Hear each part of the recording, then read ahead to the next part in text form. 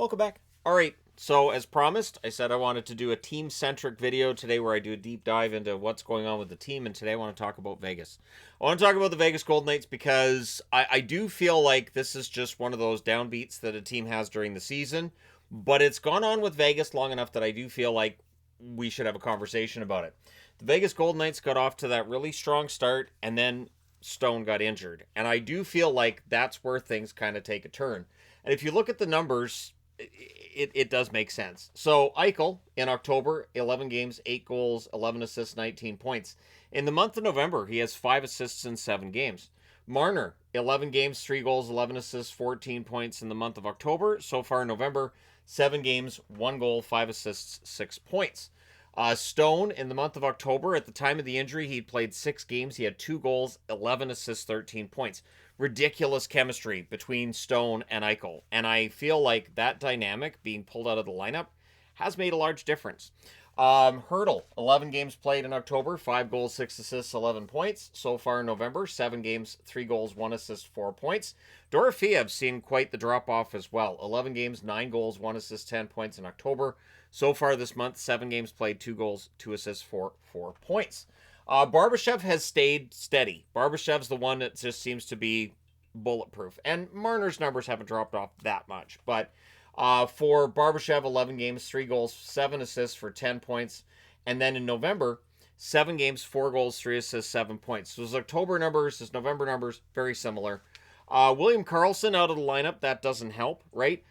He had 11 games played in the month of October, 4 goals, 2 assists, 6 points. Only played the 3 games in November before getting hurt, and 1 assist. And Karlsson is such a glue guy for this team. So it's not just the injuries, it's who got injured. It's you lose Stone, who is a dynamic forward, very good two-way forward. Karlsson, whose offensive numbers have dropped off since that fantastic first year he had in Vegas. But Karlsson's still a very good two-way forward. So you've taken 2 really good two-way forwards out of the team's lineup. And Vegas doesn't seem to have the depth that they've had in previous seasons. And then you've got Theodore, 11 games, 5 assists in October. Month of November, 7 games, 1 goal, 2 assists, 3 points. So his numbers have been all right. And Riley Smith's been better in November than he was in October offensively. 11 games, 1 goal, 1 assist, 2 points in October. So far in November, 7 games, 2 goals, 2 assists for 4 points. Brandon Saad, 1 assist in 11 games in October, 7 games, 1 goal, 2 assists, 3 points in November. And Hanifin only played 1 game in October, did not record a point. So far this month, 7 games, 1 goal, 2 assists, 3 points. And I felt like those were the key players to focus on. That other players I could have put on the board, not quite as key. I also wanted to focus a little bit on the goaltending. The goaltending hasn't been awful.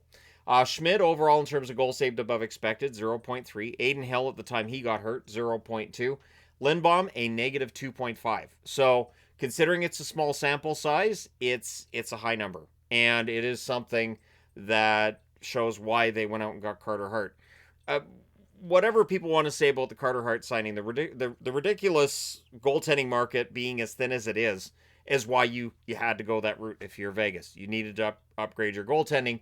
There's not a lot available that's going to upgrade your goaltending outside of unrestricted free agent Carter Hart. So, in the month of October, Schmid, 5-1 with an .892 save percentage. Interestingly enough, Schmid's numbers have got better this month. 2-0-2 so far this month and a .910 save percentage.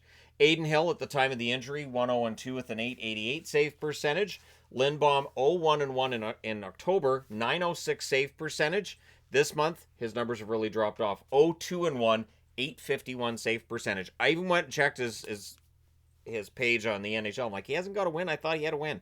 No, he does not have a win.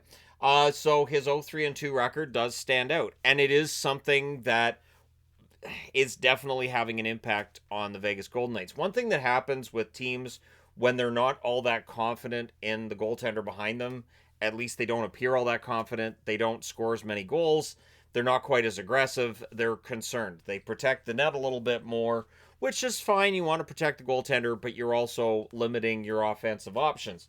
So in October, they were 6-2-3. They were scoring 3.55 goals per game, allowing 2.82 goals against per game. Their power play, 25.6%. Their penalty kill at an even 80%. In November, 2-2-3 their record. So They've only lost 2 in regulation, but they've only won 2 out of 7 games so far this month. That's where the lost points in overtime and shootouts can really help a team out. 2.57 goals scored per game. So they're scoring at about a goal less per game right now than they were in October. Hello, Mark Stone. 3 goals against on average this month. So their goals against has gone up a little bit, but their goals for has dropped off quite a bit. So now, instead of scoring more than half a goal above what your opponent is getting, now they're allowing almost half a goal more every game than they're scoring themselves. Their power plays dropped as well, 18.2%, as has their penalty kill, 76.2%. So these are numbers that tell you that things just haven't been going their way. They had a 1-3-2 homestand, so 6-game homestand. They only won one of them from October 31st to November 13th. So that's one of the reasons why I'm doing this video. I knew at the end of that homestand, I'm like, I need to look at this. So their upcoming schedule, tomorrow they're at home against the Rangers. They're 1-3-2 in this homestand. They're coming home to play against a Rangers team that is terrible on home ice, but fantastic on the road. So that's a good test for them. Then they go on the road for 3. Thursday, they're in Utah. Saturday, they're at Anaheim. And then Monday, the 24th, they're in Utah. So Utah's going to get to know Vegas pretty well.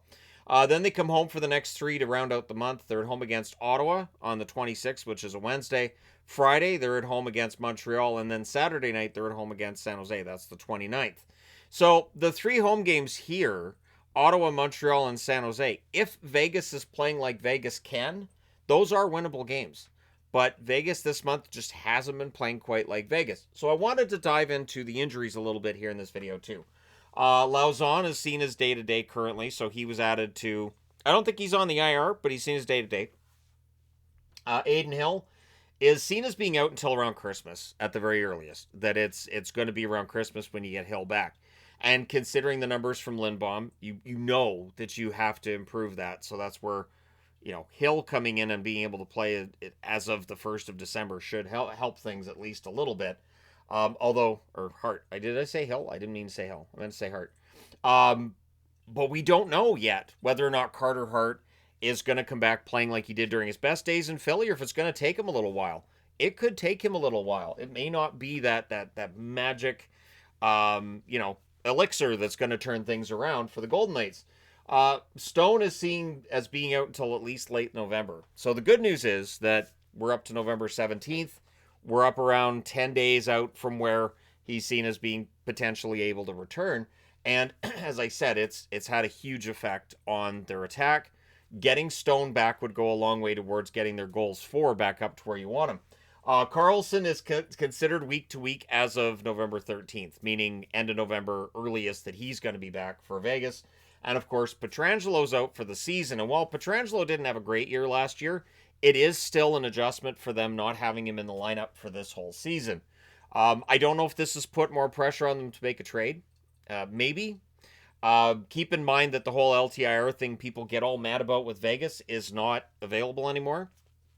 The LTIR loophole being closed this season. Now, the team is still the number 1 wild card. So, really, in all honesty, even though they haven't been playing great lately, they're still the number 1 wild card in the West, and they're only 2 points behind the first place team in the division, that being the LA Kings. Nobody's really running away with the Pacific Division, which is good news for the Vegas Golden Knights. If they were in the Central, they might have a lot more to be concerned about, but they're not in the Central, and they're not going to be in the Central. At the time when Arizona and Vegas, there was that discussion of which one was going to the Central, it was Arizona. And now that's Utah. So scoring by period, I think this really shows to me where the issue is. So they are allowing and scoring 17 in the first period, allowing and scoring 13 in the second period. And then in the third period, they turn it on. 26 goals scored, 17 goals against. Vegas's sense of urgency in the third period is frustrating, because if that sense of urgency was available in the first and second period, and if they played that style of hockey, they wouldn't need the third period comebacks. And then in overtime, they're just getting caved in. They've allowed 5 goals in overtime, and they've scored once. So while 3-on-3 gets debated as to how important it is that your team plays well 3-on-3, because I've seen that, especially with power rankings and teams that, I have up or down based on overtime wins, losses, and that kind of movement can make a difference, especially with how many games are going overtime. I will see people saying, I don't care that my team lost those games because it's 3-on-3. That's not the same. Which is true, but still, it is such a big part of the game right now. It is something that teams need to work more on, and it's something that if you had Mark Stone, I hate to keep repeating Mark Stone's name here, but good thing he's not Joe Hendry. Anyways, nope, he didn't show up. So if they're leading after the first period, they're in good shape. They're 4-1 if they have a lead after the first period. If they're leading after the second period, they're 5-0. So very good if they have the lead, but if they don't have that comeback that they've had for many many years. They're 1-3-2 if they're trailing after the first period. They're 1-3-4 if they're trailing after the second period, meaning they've been trailing after the second period in 8 games. That's not very Vegas-like this early in the season. Although those comebacks, they do love their comebacks, but they definitely need to get off to those better starts, so they don't need those comebacks. That's what I like to see from a team, is not needing those comebacks in the third period. And here's one thing that's kind of alarming, and giveaways is a stat that's a little bit skewed now. So the NHL, the way they record giveaways is that I have the puck, I shoot it in on a dump in, and then if the other team gets the puck, I've given it away. So giveaway numbers are much, much higher than takeaways. Takeaway means you actually take the puck away from that other player rather than you're the one that retrieves it when they throw it into your corner. But they're 8th in the league in giveaways, and they're 20th in takeaways. So 16.35 giveaways per 60 minutes and 4.13 takeaways per 60 minutes, which is 20th. Interesting note. You know who's really good at taking the puck away from opposition? Mark Stone. Yeah, he's very good at taking the puck away from opponents, and William Karlsson's not too shabby at it either. So it really is a matter of the exact people that you don't want to see get hurt if you're a Vegas fan have got hurt, and losing Adin Hill means they don't have their starting goaltender. Schmid's doing the best he can, and he's been average. Lindbaum might be a little bit in over his head. He's been trying. The effort's definitely there, but the .851 save percentage this month tells you the sooner they get that help with the returning Adin Hill or Carter Hart coming up from the minors and making his return, the better, right? Even if it was Hill and Schmid right now, they're in better shape. Hill hasn't been like an earth mover in terms of his ability in net, but we know that we'd get better numbers from Hill than what we've seen with Lindbaum right now. They are 4-1-1 if they score first. They're 4-3-5 if they trail first. What this tells you is they've only scored first 6 times this season. This is very un-Vegas-like as well in my recollection going back over the years with Vegas. You got to go out there, you got to jump on teams first, you got to put them on the defensive. And while a 2-goal lead might be the worst lead in hockey, and that's been a discussion for decades around the National Hockey League, and it feels like now it's more pronounced than ever that you can't trust a 2-goal lead, this is a Vegas team that it would behoove them to get some more leads and get that first goal a little more often. It takes the pressure off your goaltender. It makes things a little bit easier, a little more lighthearted, and it probably gets things flowing a little better. So that 2.57 goals per game this month is hindered by the fact too that they're trailing first. So now you're behind, you're having to catch up, and you might be having to get out of your systems in order to do that. Bruce Cassidy's a very good coach. I'm sure he will figure this out. And one thing that will make him look like a better coach is when you get those key guys back into the lineup. So my expectation is Vegas will probably struggle a little bit over the next couple of weeks. But once they get the right guys back in the lineup, I'm not going to say get healthier. It's a very condensed season. I don't know how many teams are actually going to get healthier. I think it's a matter of key guys being out of the lineup for Vegas here. Once they get them back, and as long as there aren't other key factors, then Eichel doesn't get hurt, Marner doesn't get hurt, kind of thing. This team probably starts going on a bit of a run once they get guys back in their lineup that they're desperately missing.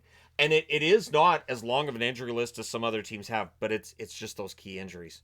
And I do feel like it has impacted their game.